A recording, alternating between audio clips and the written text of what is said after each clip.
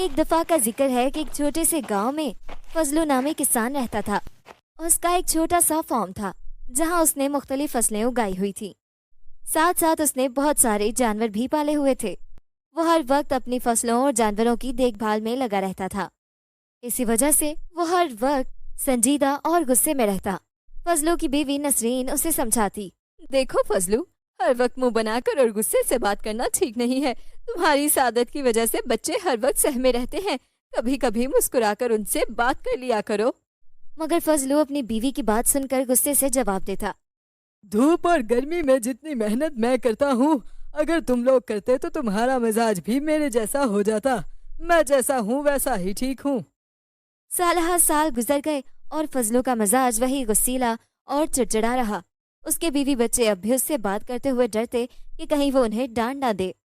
ایک دن جب فضلو اپنے فارم پہنچا تو اس نے سب سے پہلے جانوروں کو چارہ ڈالا اور پھر اپنی فصل کا جائزہ لینے کھیتوں میں چلا گیا۔ فصل کو دیکھتے ہوئے اچانک فضلو کو کھیت کے آخری کونے میں ایک عجیب و غریب پودا نظر آیا۔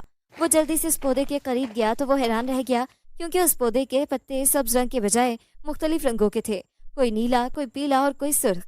وہ حیرانی سے اس پودے کو دیکھنے لگا۔ پھر اس نے سوچا کہ باقی بیکار جڑی بوٹیوں کے ساتھ اسے بھی اکھاڑ کر پھینک دینا چاہیے، ورنہ یہ فصل کی ساری طاقت کھا جائے گا۔ یہ سوچتے ہی فضلو نے جیسے ہی اپنا ہاتھ اس پودے کی طرف بڑھایا، وہ یکدم تن کر سیدھا کھڑا ہو گیا اور بولا، ارے ارے، کون ہو تم؟ خبردار جو مجھے ہاتھ لگایا، پتہ نہیں صبح صبح کہاں سے میری نیند خراب کرنے آ گئے ہو۔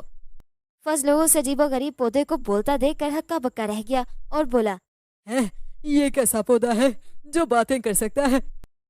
پودے نے فضلو کی بات سنی تو کھلکھلا کر ہنسا اور بولا، ہاں ہاں، میں بھی بول سکتا ہوں۔ کیا زبان صرف تم انسانوں کے منہ میں ہوتی ہے؟ میرے منہ میں بھی یہ زبان ہے جس سے میں بول سکتا ہوں۔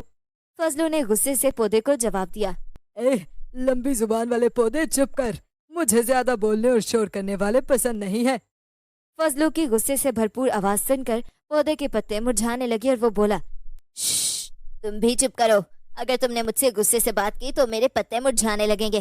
مجھ سے ہنس کر بات کرو کیونکہ میں ہنسی کا پودا ہوں اور میرے یہ پتے بہت قیمتی ہیں کیونکہ ان میں رنگ برنگے دھاگے بنتے ہیں۔ پودے کی یہ بات سن کر فضلو بہت حیران ہوا اور اس نے پودے کے چند پتے کاٹ لیے اور بازار بیچنے چلا گیا۔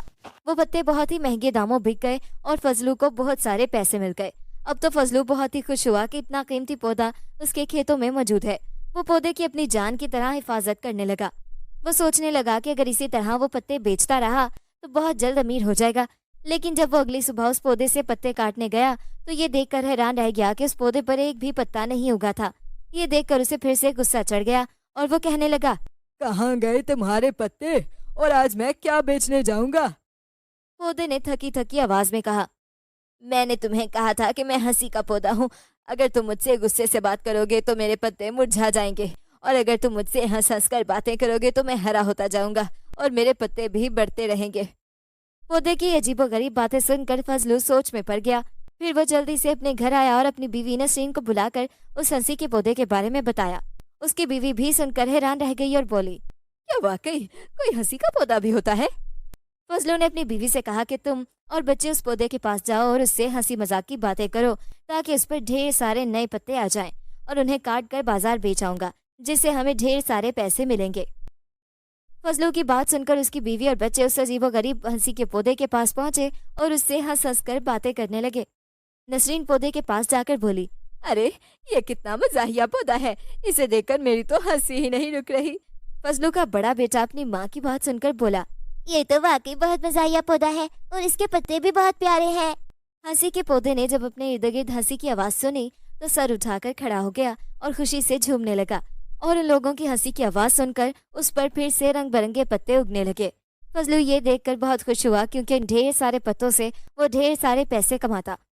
اب ہر روز فضلو کی بیوی اور بچے اس پودے کے پاس جا کر اس سے ہنسی مذاق کی باتیں کرتے، اسے لطیفے اور مزاحیہ کہانیاں سنا کر ہنساتے، اور جب وہ پودا خوب ہنستا تو اس پر نئے پتے اگاتے، اور یوں فضلو وہ پتے کاٹ کر بازار لے جاتا اور مہنگے داموں بیچ کر پیسے کماتا۔ فضلو کی بیوی اور بچوں کی ہنسی کی آواز سن کر پودا خوب بڑا ہوتا گیا اور اس کی شاخیں مزید گھنی ہو جاتی۔ وہ سارا دن اس سے باتیں کرتے رہتے تاکہ وہ پودا خوب بڑا ہو اور پھلے پھولے تاکہ فضلو اس کو بیچ کر امیر بن جائے۔ فضلو اپنے کھیتوں کی بہت رکھوالی کرتا تھا اور کسی کو بھی وہاں گھسنے نہیں دیتا تھا۔ इसी तरह वक्त गुजरता रहा और हंसी का पौधा फजलू की बीवी और बच्चों की वही पुरानी बातें सुन सुनकर बोर हो गया। वो जब भी उसे हंसाने की कोशिश करते वो उन्हें रोक देता और कहता, देखो भाई, ये लतीफ़ा तुम मुझे 100 बार सुना चुके हो, अब तो इस लतीफ़े पर मुझे हंसी के बजाय रोना आता है। क्या तुम्हारे पास कोई नई बात नहीं है? पौधे की ये बात सुनकर नसरीन शर्मिंदा हो जाती और कहती, भाई पौधे मियाँ, अब रोज रोज तुम्हारे लिए नए नए लतीफे कहाँ से लाए? पौधा नसरीन की बातें सुनकर बोला, यहाँ इस गांव में और भी लोग तो रहते होंगे जो मुझे रोज नए नए लतीफ़े सुना सके। पौधे की बात सुनकर नसरीन ने फजलू को बताया कि अगर तुम्हें इस पौधे के पत्ते चाहिए तो तुम्हें इसका राज खोलना होगा। नसरीन की बात ने फजलू को सोच में डाल दिया, क्योंकि अब पौधा ज्यादा नहीं हंसता था, इसलिए उस पर बहुत कम पत्ते उगते थे। फजलू ने सोचा कि पौधे की बात पर अमल कर लिया जाए और इस तरह फजलू ने सारे गांव वालों को पौधे का राज बता दिया। गांव वाले उस पौधे के बारे में सुनकर बहुत हैरान हुए और उसे देखने के लिए पहुंच गए। और कुछ दिन बाद गांव के लोग बारी बारी पौधे के पास आते और उसे हंसाने के लिए अच्छे अच्छे लतीफे सुनाते, जिससे पौधा खूब हंसता और उस पर ज्यादा पत्ते उगते। अब पौधा खुशी से कहता, आहा, अब तो हर रोज मुझे हंसाने के लिए नए लोग आते हैं। अगर ये लोग इसी तरह मुझे हंसाते रहे तो मैं एक दिन बहुत बड़ा दरख्त बन जाऊंगा। और फिर वक्त गुजरने के साथ साथ फजलू और गांव के लोगों ने उसे इतना हंसाया कि वो बहुत बड़ा दरख्त बन गया और उस पर लाखों पत्ते उगने लगे, जिसे बेचकर फजलू के साथ साथ सब गांव वाले अमीर हो गए।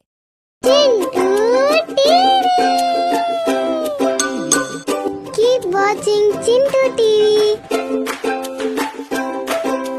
Like, share and subscribe our channel Chintu TV.